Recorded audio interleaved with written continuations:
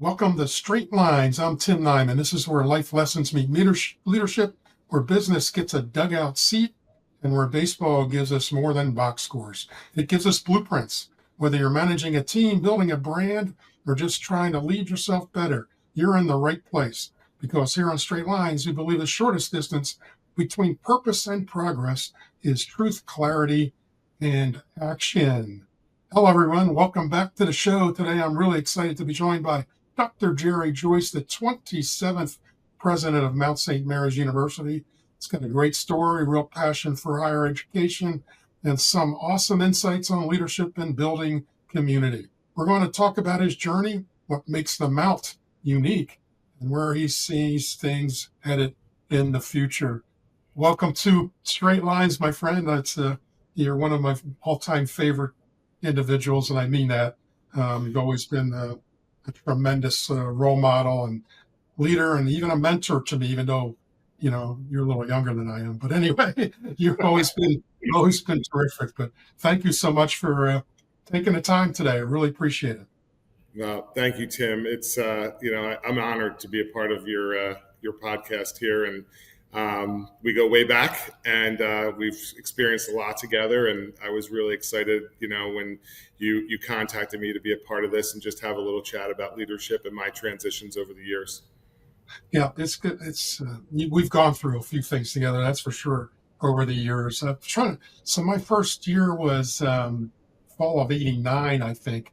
You graduated I 90? was a sophomore. I was an undergraduate. I was a sophomore that year, All and I right, so graduated in '91. you have all the stories I don't really want to hear. So, so speaking of story, let's go some mere personal stuff. Grew up in the Philadelphia area, to high school. And ultimately, what made you decide to go to the cornfields of Center Valley back in the day? Although it was growing quite a bit at the time.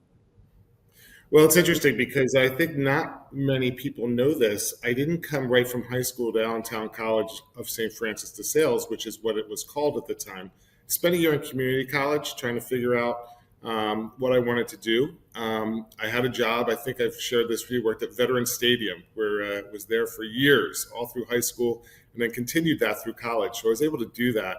And I knew I wanted to go away, and I wanted to leave the city. I didn't want to go too far. I had an older cousin that actually had gone to Allentown College, and it was the very first college campus I had ever been on as a young boy at one point. So I kind of knew it was out there, and I came up, and I thought, this is a good place. This is some place where I think I could be successful. So I actually transferred in from that community college, and I remember. I will admit, like I was a little hesitant about are the people here as nice as they're really acting? Is this real? And I remember that first semester being like, I don't know if I want to be away from the city. But as I got further and further into that Allentown College culture at the time, not just meeting my friends and classmates, but the faculty, the staff, as you know, it just kind of grabs you, and it's like this is a place that is special, and I think this is where I need to be. And spent good 4 years there, doing a whole bunch of different things. And that during that time is when you arrived to coach our baseball team. Yep, 36 years of baseball, and you made the point. It does. I've always said this to everybody. I said, "Why are you here so long? Why are you here?" And I'm like, it does have a way of grabbing you and grabbing your Yeah. arm and not letting go. And I've always said, what you see is what you get in terms of people and holding the doors for you and all that stuff. It certainly was a blessing for me, and a culture, that still exists to this day because Oh of yeah. guys. Yeah, because of guys like you. To be honest with you, I mean, you perpetuated, that mission and that culture and those feelings and your leadership style. And I tip my cap to you. I've Thank you. always been very impressed. So we graduate from Allentown. We go. What happens next? I know you got the master's So right? I'll stay in my senior year for a little bit because a woman who I think is both a great woman that we both worked for was Marge Kender. And Marge was really encouraging of me to go into higher ed. And so, I was a finance major as an undergrad, but I was really involved, as you remember, as an undergrad as well in the class and being an RA and those type of things. And so I went over to Kutztown and I got my master's in higher ed there at her recommendation. And then when I was finished that, she was the very first person to offer me a full-time job. And my first job was director of student activities back in '93. And, I can't say enough about Marge and her professionalism and her mentoring. Great woman. She was just a great woman. We both worked for her. And I think that she's one of those, I would say, founders of what is now DeSales University. She put us on the map. She contributed to that over the years. And so, that started my career. And it was always, well, I'll see how long I'm going to stay here. And then doing student activities. Father Gambit, one of the best presidents of DeSales University, came to my office one day and said, Jerry, I want you to go run the enrollment office. I thought, I think he's in the wrong office. I had no experience. I was doing student activities, and I said, and I was doing conference services also for a little bit there. And I said, Father, I don't know, we're a tuition-driven institution. Are you sure? And he's like, I need someone that won't fall back on any bad habits. We're changing up our admission stuff. So I went over there. And as you remember, I built that team from the ground up. Spent a number of years there. And I always thought I'll do this temporarily. I looked at it as a sales job. And I was like, I want to be with students. And then years went by, and then I guess Father O'Connor came on as president, and this is very, I think, telling of my career. He said to me, I was married at the time, 2 young kids, and he said, you need to go get a PhD. And I said, absolutely not. I said, I have 2 kids under the age of 2. And I said, this is just not going to work for us. And he said, there's come a time when these really good private Catholic liberal arts institutions need a president, and they need a Catholic lay president, and they're going to need someone with a PhD, and you need to get that. So that was that time period, if you remember, that I picked up and moved down to Washington, D.C. and went to Catholic U to work on my graduate work and my doctoral work. And I'd be lying if I said I enjoyed it the whole time. It was like I didn't plan on going back to school, but it was really something that needed to happen for where I am today. But then I came back to DeSales, and there was never a thought that I would leave. I think that maybe even you were surprised when I told you I was leaving. I wasn't looking. I was nominated for this role that I'm in now, and I decided to, throw my hat in the ring and say, well, let's see, what this is all about. And the irony of it all is, during that time, working on that doctoral degree, which I just referenced, I had to go back and forth for 2 full semesters every Wednesday, because this was well before Zoom or anything like that.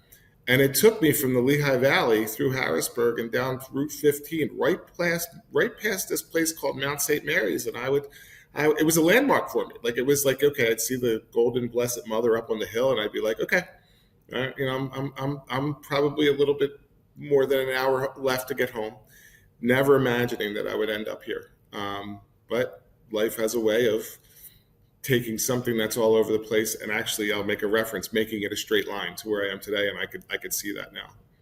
Yeah, the straight lines are everywhere. You look at them, and we all know the path to success is not a straight line. Certainly, I've had my bumps in the road, career-wise, and you have as well. And it's, I think we've always said, your success and how you're defined is how you handle those bumps in the road and adversity and all that kind of stuff. And not everybody handles it real well. And heck, I don't know if I did half the time, but I know you have. And it's an interesting journey for sure. I think you kind of touched on it, but with Marge Kechting, kind of was unbelievable.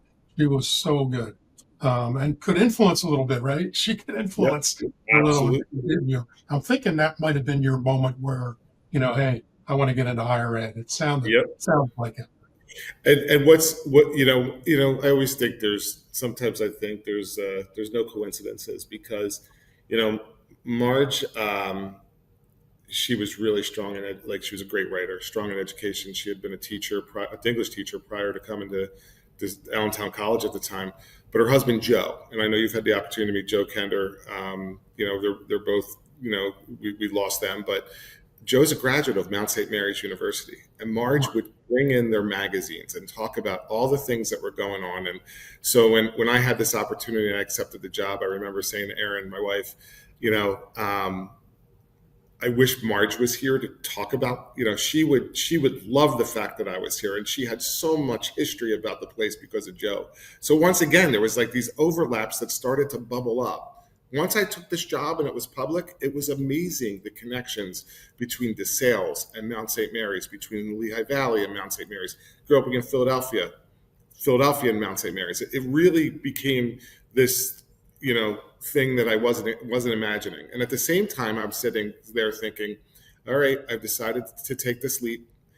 How am I going to love an institution as much as I love DeSales University? Because I had graduated from there. I'd spent 33 years there. But it didn't take long. And there's a lot of similarities between the two institutions. Yeah, we want to get into some of those in the next segment. You mentioned Father Gambit, to me, probably one of the best, not one of, he's probably the best president of, that Allentown College, a transition into DeSales, so well known, Lehigh Valley. I remember going on a fundraising trip with him, and the name, I won't say the name, but, and we walked out and he said, Tim, you need to stay close to that family. And we got a significant amount of money. Probably about 40, and some of it was donated by this gentleman's son who wasn't even in the room. So, this is pretty cool. I loved it. And then I wanted to drive home, and in those days, he had the real phone. We didn't have cell phones, the car phone, Yes. with the whole thing. The whole bag. Oh my goodness gracious. Oh my God, what's going on here?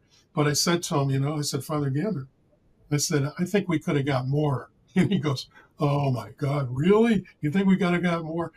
Just those kinds of stories. And a quick joke always mixed in, your feelings on him before we get into some mouth stuff here. It was, he was around during my formative years. The beginning, I was a student first, and then, as a new professional. And now being a president and looking back on that time, I would say there was this brilliance there that was just not celebrated. We celebrated him, but not enough. Knowing now that I sit in a position that he sat in, as a president of a university, the decisions he made, in tough times and challenging times, actually are what led to the success of that institution. And I actually think about that stuff today. I'm only 1 year into this. He was about 18 or 19 years as president.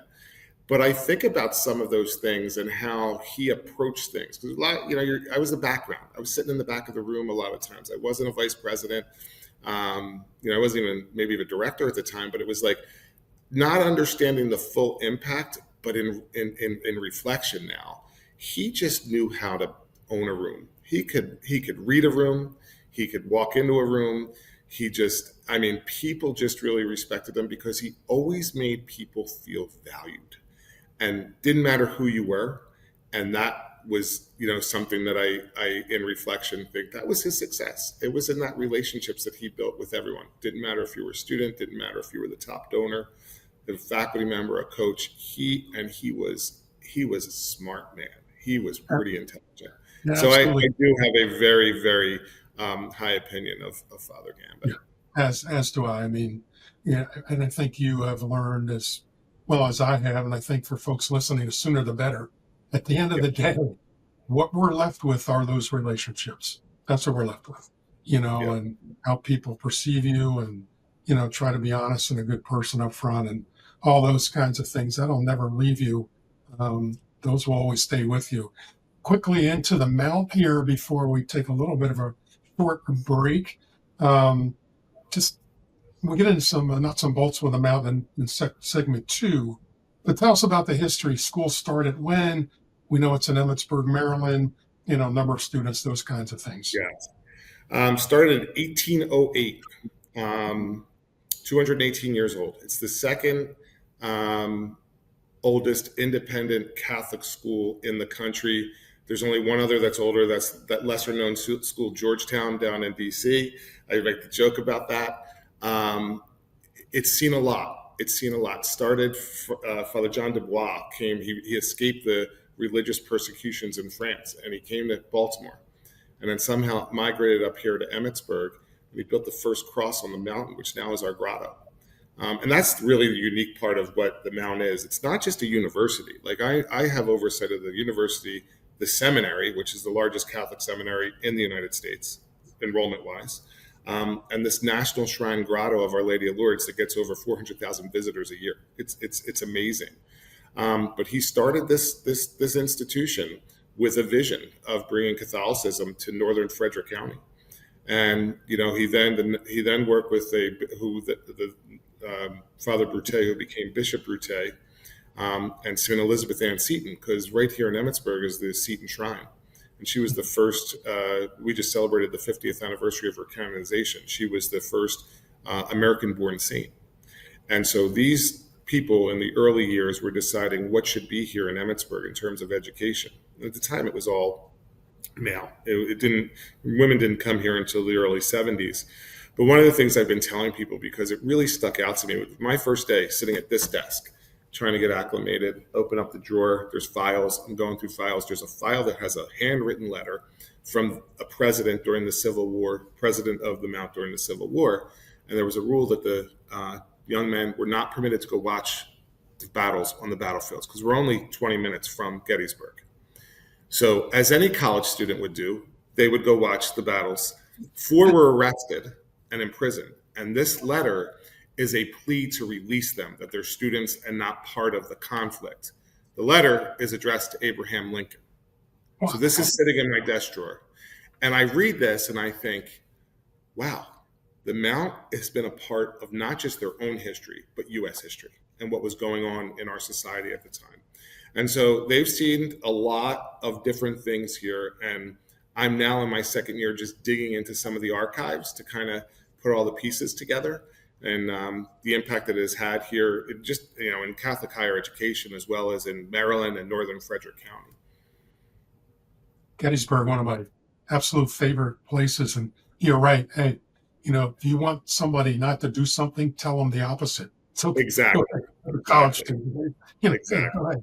We are visiting here with Dr. Jerry Joyce, the president of Mount St. Mary's University. Since 1909, Baseball Blue Book has been the trusted directory for MLB scouts, and today it's grown into the most comprehensive platform in the game. But it's not just for players and coaches, it's for businesses too.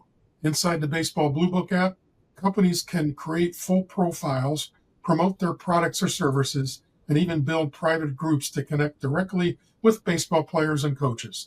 Whether we're offering training, equipment, nutrition, or any service that touches the game, you now have a direct pipeline to the baseball community.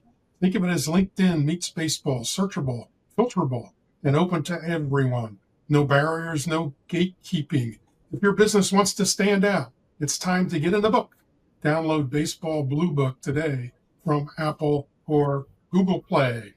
Back with Dr. Joyce. And so I do want to know, how many students, programs, you obviously have grad programs. Yes. Give us a sense of all that. So we have about 1,650 full-time undergraduate students, and then we have a division of continuing education that has probably another 500 or 600 students, and then about 7 or 8 graduate programs. Our newest one, which is launching in January, is going to be our physician assistant program.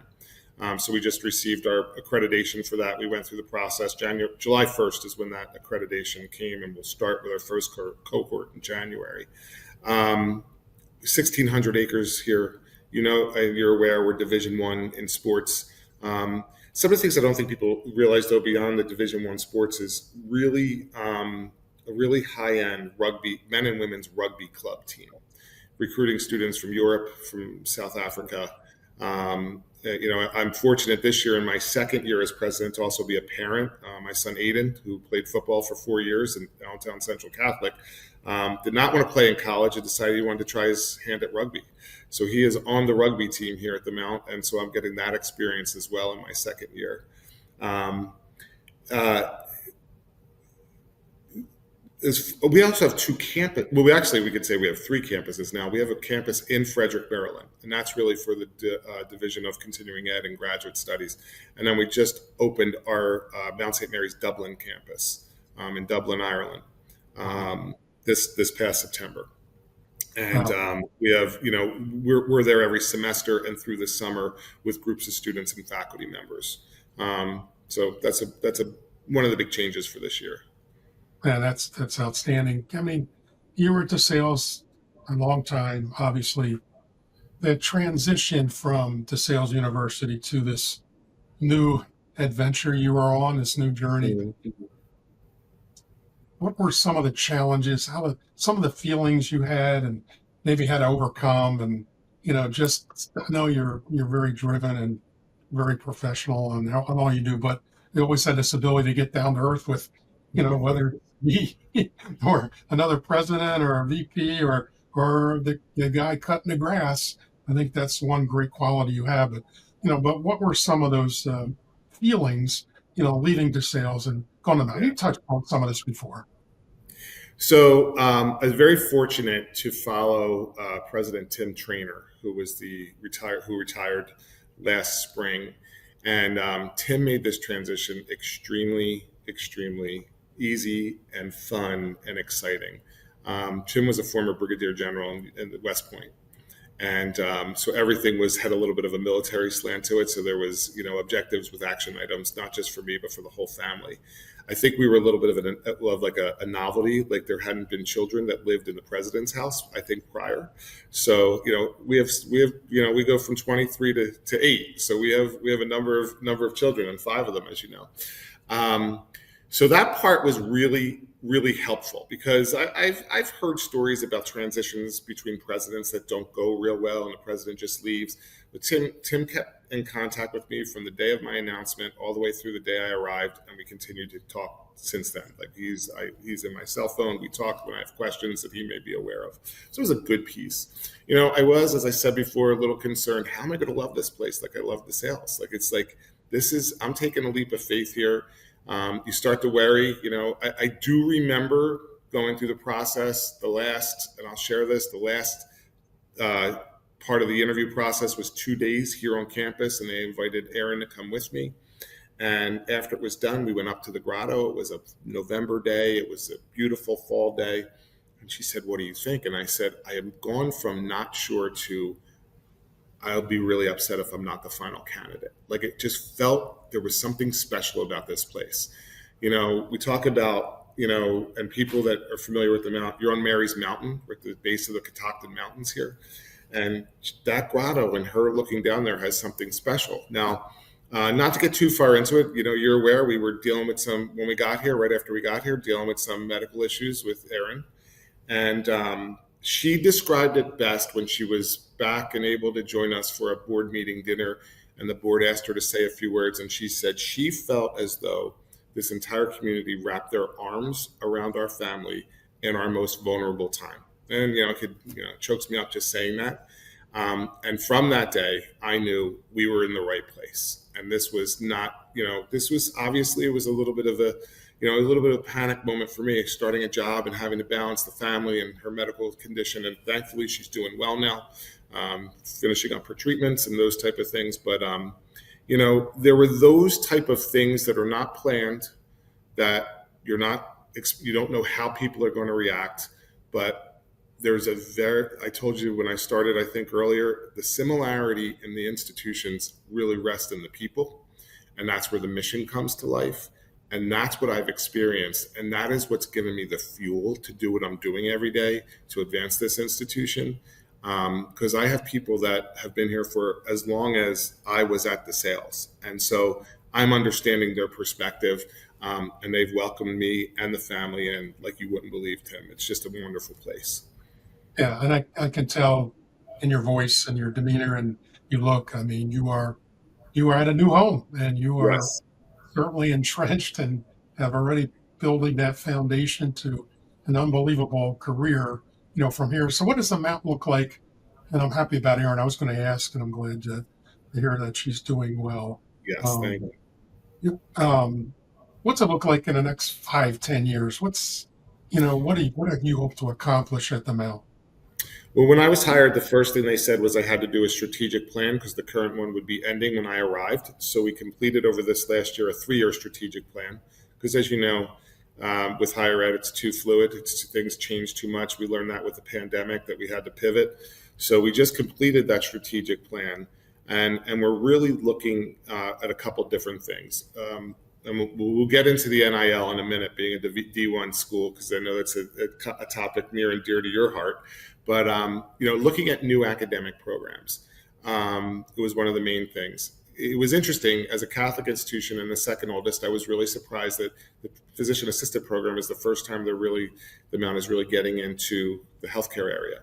And the future of higher ed is healthcare. You're going to have to be balanced. If you want to be a strong liberal arts institution, you're going to have some programs that are going to actually give you some margin to be able to live that mission.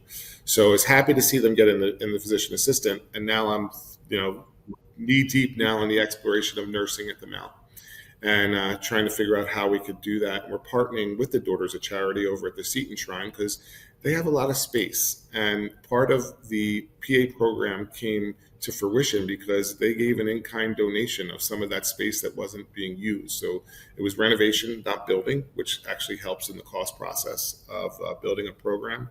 So we have to balance out our academic offerings. Really strong core education here that fuels everything. But not a lot of majors in that core. So it's like a typical liberal arts institution. Some of the other majors like business and sciences and education and now going into the healthcare are going to drive your numbers, whereas the core really has to drive everything else. So part of that strategic plan was, and this was a big change I made 6 months in, was mission could not be separate from any of the pieces in the plan. It had to be the base of the plan. And being on a mountain, it was very symbolic to me that the base of the mountain would be mission and the peaks of the mountains would be the things that we were trying to get at. And so I pulled from the faculty a gentleman who had a course release to do mission initiative type stuff on a very small scale. And I really wanted to kind of integrate the whole 3 entities here at the University, the Seminary, and the Grotto. So I created an area for mission and ministry, and I pulled campus ministry out of student life. I pulled service out of academics. I pulled the Grotto out of institutional advancement, and I placed them under this area so that when we were making decisions, we were taking it through the lens of mission, because I want the mission to be lived, not espoused. And the mission statement here talks about, producing graduates who live lives of significance with service to God and others. And so, that was something that I think I took with me from my last institution, as you know. Some of the things that are real important to DeSales University are really important to the Mount. And that was another thing that, at first it was like, well, I can't use anything Salesian. Like I'm not there anymore. But the Mount doesn't have a charism. It was founded by diocesan priests. So the Salesian spirituality in Francis de Sales is now, kind of developing as we go along, because I use it in a lot of things I say and the way I capture some of the speeches I make and some of the presentations I have to do. But it was this whole process of the strategic plan and getting to that mission based and then diversifying the academic offerings has been really interesting. It's an evolution. I think it's a moment. It's the moment for the Mount to do that. And the other thing is I've been on the road. Like last year I was on the road doing these presidential meet and greets, and I'm reintroducing the Mount to alums that have not been connected, which is always a big part of a president's job. But I'm doing it through a new lens. One of the best compliments I got was during alum reunion weekend in June. Gentleman I met the night before for the first time, he raises his hand in the open forum session and he says, "First I have to say, after talking to you last night and hearing you this morning, you're a closeted Mountie. You seem like you have been here forever." That was the best compliment I could have received, because I really felt that I was connecting with them. But bringing alums back to the mountain and really focusing on our fundraising efforts for the different things we want to get done is really what's kind of baked into that strategic plan for the future. I think, people love those personal touches. They do. I used to self-supporting goes way back before, way back. And I told the owner one time, every order is important to the person that ordered it, whether it's the cheerleading coach that came in and got 2 dozen T-shirts, or the football team that bought 100 sets of uniforms head to toe. Just as important for that cheerleading coach. And I think people realize that, when you're treating them similarly, and that, yeah, they really are important. And the cultivation and the Yep. stewarding, all terms I learned over the years at the sales.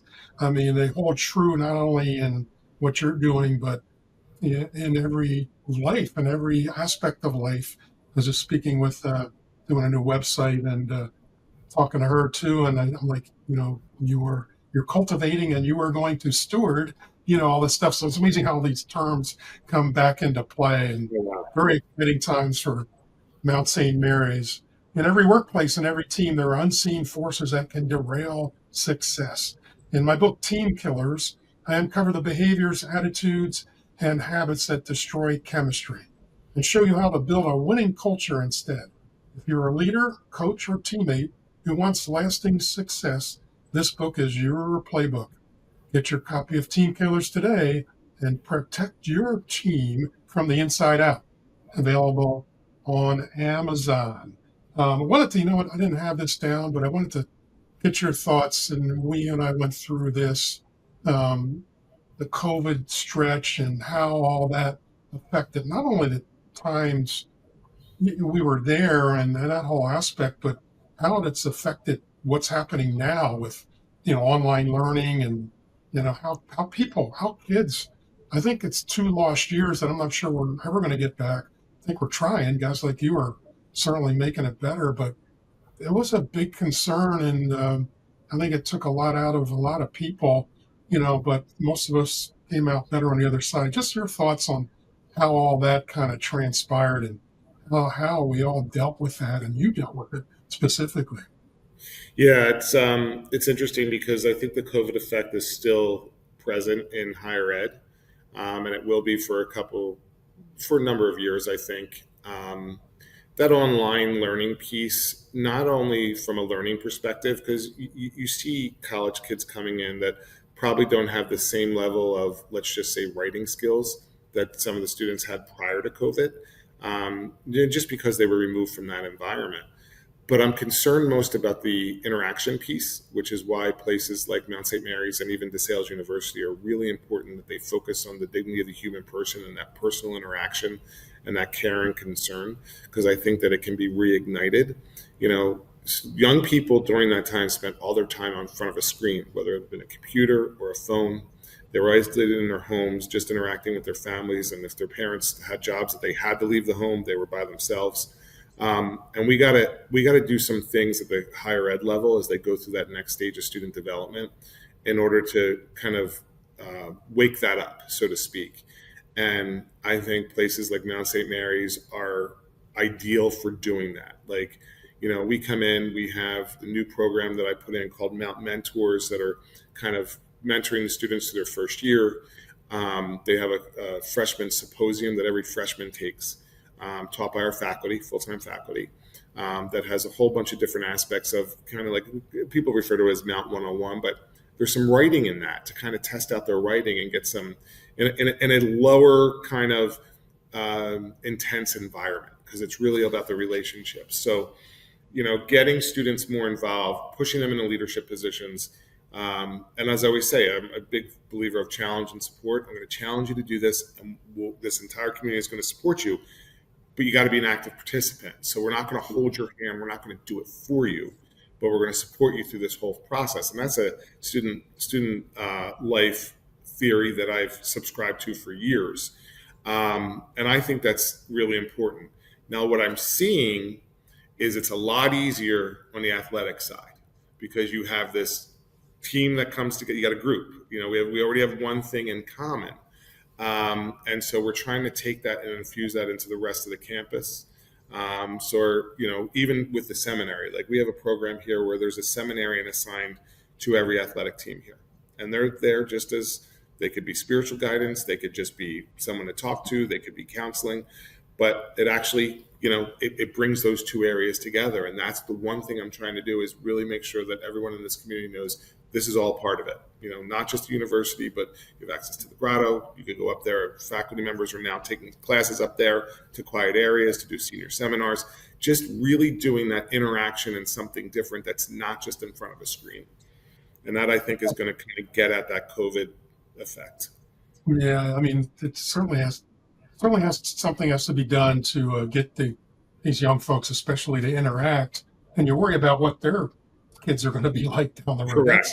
That's a big concern, I think. And luckily, I think it always comes around families, and that challenge and support concept I use in all my recruiting talks. I mean, that's exactly what DeSales did. And I'm sure that's what's happening with the Mount, where, man, we're going to challenge you. We're going to not give you the answers, but we're going to show you, how to get there and what to do. Communication right now is really, really paramount for kids to learn. Definitely speak up. Definitely have something to say of value, and don't be afraid. But there's also, it's not what you say, it's how you say it as well, which is something else they need to learn a little bit. Last part of this segment, again, I'm just thinking, what's the impact of AI right now? GPT and all that kind of stuff. How do you referee that, I guess, in the academic world? Yeah, it's controversial with some of our traditional faculty members, but it's something that we need to get into. It's part of our strategic plan as well. I've asked the community to stretch themselves to figure out how to create a Mount AI program that's built on ethics and how you use it appropriately. Part of me can even see a time where it's a requirement in all majors to be able to do it. We're developing a minor right now, and I've seen the courses, but the ethics piece is really important. But I have to get people to be open to this, because they're going to be using it once they leave any higher education institution, and for them to have no exposure to it might put them at a disadvantage. But it's an interesting journey with faculty, and especially traditional faculty that think that this is the worst thing that could have happened to higher ed. It might be if you use it for the wrong reasons, but I think there's ways in which we could use it for the right reasons, and it actually can enhance a student's education. But as long as we don't let it do all the writing for them, that's the one thing that they're concerned about, and I think there's ways that we could do that. Yeah, I think you're ahead of the game if you can produce those kinds of programs, and I like the minor part of it. It's not going anywhere. It's going to get bigger and broader. Even me at my vintage age. Right. Right.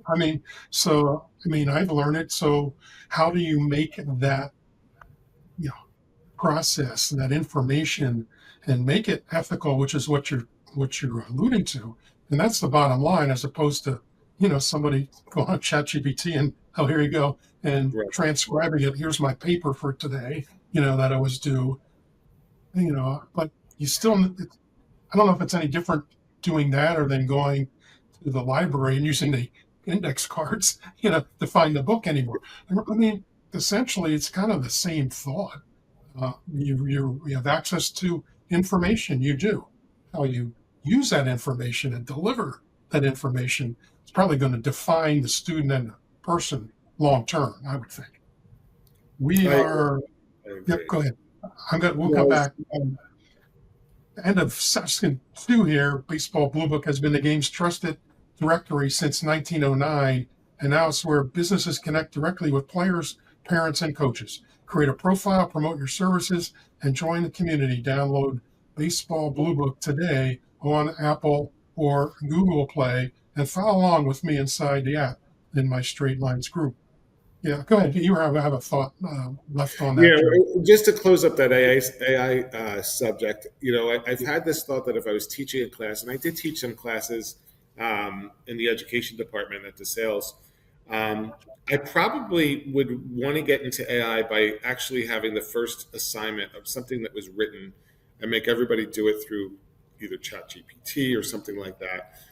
Make that the requirement. I want you to use this. And then I would probably want to focus on how can you make this better and make it yours. So at least it wasn't, I'm not allowed to do this. Like this is out of bounds, but actually taking that as, okay, now you have some material. It's like you said, Tim, you triggered it when you said going to the library, looking through the card catalog, grabbing the periodicals or the books, writing some things down. Like that is kind of how I think it can, with development, maybe successfully be used and actually be a benefit to the education process. Yeah, I love it. I think you're at the tip of the spear here, I think, and something maybe Mount St. Mary's can really take the flag and run with it for everybody else to follow. I'm excited about, that prospect for you. Hopefully that comes to fruition. All right, let's have a little bit of fun. Let's talk about why we're in this business, the kids. I always said, Coach, how do you like coaching? And you win a lot of games. I said, I don't win games, I lose games, but my joy comes in, they come in and they're young boys, they're boys, and they leave as men. And, on the female side, they seem to be a little more mature, a little more focused, Right. a little more career driven. And the guys are like, ooh, oh, by the way, I would say, oh, by the way, we do have books here. That's why they're your late commits, remember. They always commit late. They always apply late. There are always a few of those, and we'll get into some of that too. But these days, they are committing so much earlier, and it's a cesspool anyway. So let's talk about the now and student life, and we'll get into some sports as well. Your thoughts on how the Mount serves your students. Really good question. There is, as I share with people, there's no ideal Mount student, and so I've been taking this perspective of everybody brings their talents and their skills and becomes part of this tapestry that what is the Mount. So you could be someone that is really focused just on your faith and be really successful here. You could be someone that faith is a part of your life, but you're really focused on your sport, or you're really focused on some other aspect of your academic progression, and you equally fit here. And we're a pretty diverse campus community. I've been spending the past month visiting a lot of the Catholic schools in Maryland and in Delaware, the DC area, a couple in Philly, because I want to get to know those schools and how the Mount resonates with them. Because I had a history with another institution, of course, and I knew what schools resonated with DeSales, and I'm like, well, I need to know what schools resonate with the Mount. And when I get there, and we've done some instant decision days, which has been great, and are able to share what I call the Mount being one of one. I've coined that this year as my term. The Mount is one of one. First of all, can't find another university, Catholic seminary, or National Shrine Grotto that's all part of one entity. And I think its mission is unique. And, you could go, the list could be long, and you could say, well, another school could say that. But I go back to what I said about when you come onto this campus, there is something that kind of pulls you in. We talked a little bit about DeSales, grabs you and doesn't let go. There's something on this highway you pull in and you're like, okay, I'm kind of stuck here because this feels really good to be a part of this, because everyone is welcome here. And that's been my mantra from the day I got here. Although we're a Catholic institution, we have a number of students, like 40% of our students are not Catholic. There's some other faith, or maybe no faith at all. But that's okay. They feel like they're an equally invested member of this community because of the way we treat them. And even when we talk about spirituality, we talk about walking that journey of, we're next to you and you could lean into us what you want, but we're not forcing you to do anything. And I always go back to that Francis de Sales saying, nothing through force, all through love. And that's applicable anywhere, not just at a Salesian institution, but at any institution and in life in general. So we do tend to have a lot of students that are involved in our activities and want to be student leaders. I meet every other week with our student government to keep my hand on the pulse. And they, of course, enjoy having time with the president to talk about, the different bills that they put together and what they'd like to see on campus. Last year I've met with a lot of the one-on-one or as groups with all the athletic teams. We got into this routine of having them over to the house for dinner, the different teams at different times, and hearing what the athlete has a little bit of a different kind of perspective sometimes, especially the D1 institution. Sometimes is they want more food. They don't have enough food in their meal plan. And we try to work on those things. But developing those bonds. And I traveled a lot with specifically our men's basketball team last year because they had some success going to the NCAA tournament. And you get to know those players on a different level. And I remember, it's interesting, my history, when you started, people that I knew were like Chris Shannon, John Decker, those guys from your early years. They were my peers, right? But they were on the field. And when they're on the field, you almost take on a different, from the stands, people that don't know, different persona. So when you're sitting in the stands here, whether it be baseball or soccer, and I've gotten to all these different sporting events, people are looking at those players in a different lens. But then you get to know them as a person. And you're like, okay, this is a 19-year-old who's having the same struggles as many other 19-year-olds. And so that's kind of the uniqueness of it, that at this institution, there is not an elitist attitude. Like me coming into the locker room to congratulate them, or after a game, or in the dugout, like sticking my head in the dugout and asking the guys how they're doing, is one of my greatest joys. You mentioned the word joy before. I have actually kind of encouraged this whole community to find their joy every day. Because I said, since I started from day one, there has not been a day that I've been at this institution that I haven't found joy. Doesn't mean I don't have frustrations, challenges, you get tired and busy, but that's what keeps you going. That's my fuel. It's like interacting with those students and actually feeling that connection to the university as you have that conversation with them, that how they feel about the university. Now, NIL has come in and kind of messed with that a little bit. But I have said to our athletic director and to some of our coaches, I understand students will move and there's reasons they will move, and that sometimes they're financial and we're not going to stand in the way. I'm like, can we create a culture that there's a pause, even though they're going to move, like just a pause of what they're leaving behind. And I think we're getting there. And that's important to me. Like, I want them to always have a fond memory of this place, no matter when they leave. They're the best salesmen, they left and, it was a great place. Just something else presented itself. We're going to talk a little bit more about all that stuff. And by the way, whether they're college athletes or professional athletes, they're the same way. They have the same issues, the same things that, we all deal with in our normal lives. They're no different. It's just that people have this persona about, whether or not reachable, can't talk to them. And the majority of those guys will. Again, it's time and place when you want to approach those people. But the point is, they're just regular guys too. They really are. I'm going to have a few major leaguers, managers on the podcast in the future. So I look forward to that. But as people would listen, they're the same guys. They're like you and I and everybody else. In the book on Team Killers I wrote about, don't get bloody. Right. So everybody wants to get bloody over the drop of a hat or a piece of paper. I learned that from an athletic director in Liberty High School. We're taking, because it's so funny. We're taking tickets at Wyland Park, which is awesome.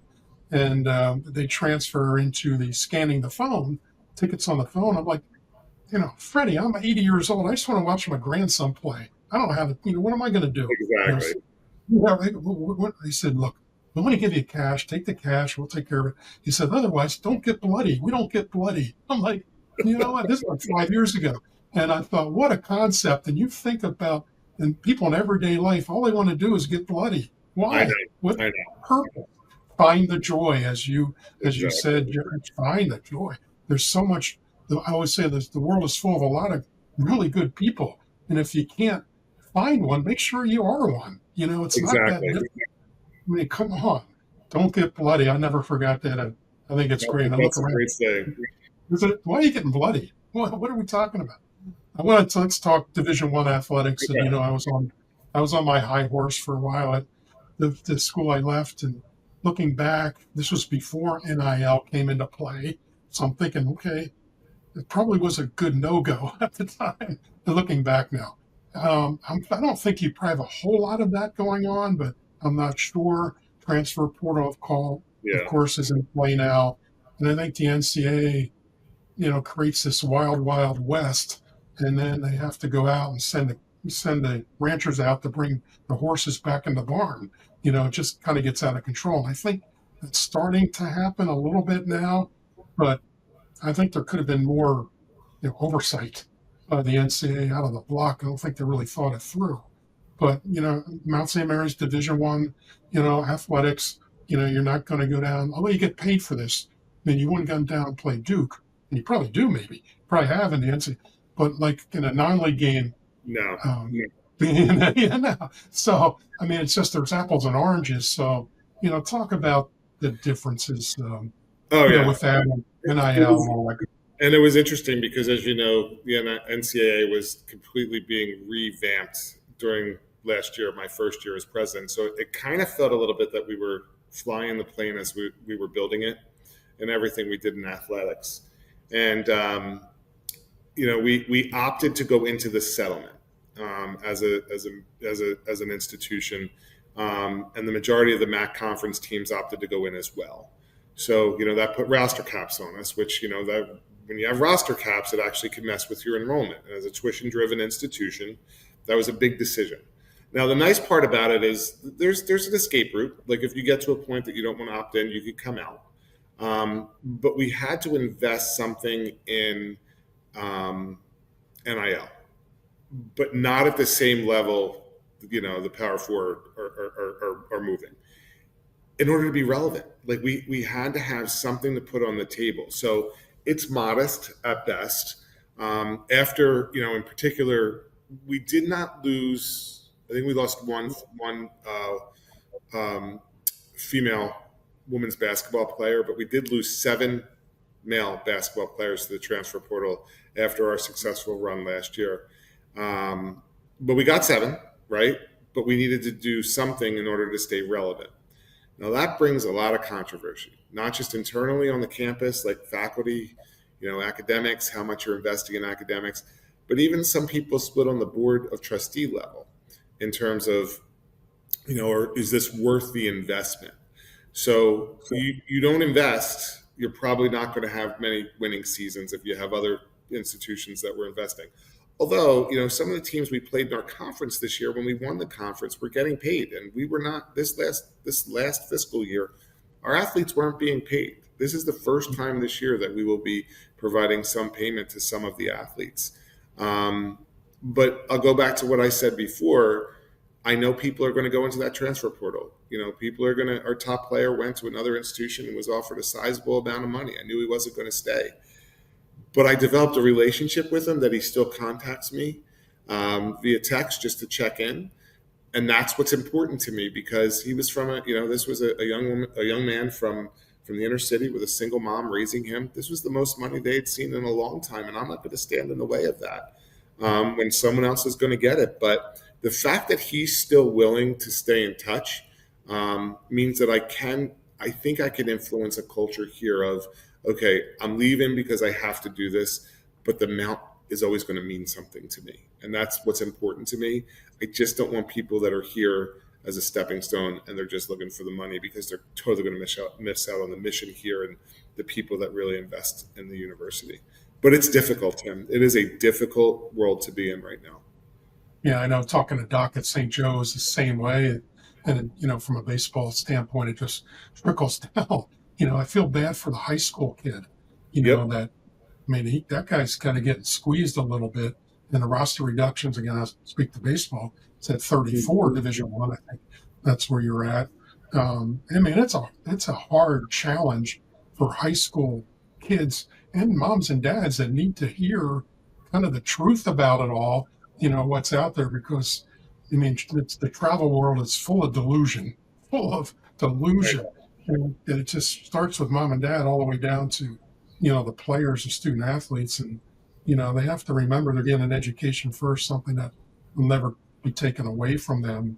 That's critical. So NIL for you, is it funded internally? Are you doing that internally, or are you? So we have certain boosters that are only interested in NIL. They want to boost up some of the sports here, so we get it from there. We can use, getting to that first round of the NCAA tournament in basketball last year, where we played American and won that game, and remind me, I want to go back to that game in a minute because I think it sums up our athletes and our mission here. And then playing Duke in that first round, that provides the conference as a whole dollars. which are then divided out amongst all the conference schools. So that can be used to go towards that. And then the other money coming from the MAC. We were just having a discussion. I was talking to my AD right before we started this call, because we're committed to not using institutional funds at this point to fund NIL. But if there's people that's what they want to give to, then we're going to honor the donors' wishes. And if it's coming through the NCAA, through our conference, we want to build that budget there. But like I said, it'll be small potatoes compared to some of the other schools at the top level. But, if we're going to stay relevant, we have to do something at least within our conference, because the majority of the schools in our conference opted in. Because we can run over a little bit. I'm okay with this if you are.